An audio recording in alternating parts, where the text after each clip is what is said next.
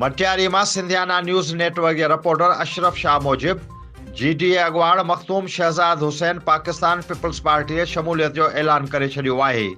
नौजवान सियासतदान मखदूम शहजाद हुसैन सूबाई वज़ीर मखदूम महबूब जमाए से मुलाकात बैद बाज़ाब्ता तौर ते पीपल्स पार्टी में शामिल थियण जो ऐलान कयो।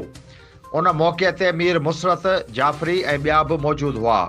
मखदूम शहजाद हुसैन जो चवण हो त अवाम जी भलाई ऐं इलाइक़े जी तरक्की ख़ातिर पीपल्स पार्टी में शामिल थियण जो ऐलान कयो आहे।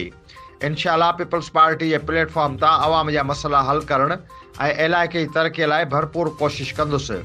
ॿिए पासे सूबाई वज़ीर मखदूम महबूब जमा मखदूम शहजाद हुसैन खे पार्टी में भली कार कंदे चयो त गॾिजी अवाम जे मसइलनि जे हल लाइ कोशिशूं कंदासीं।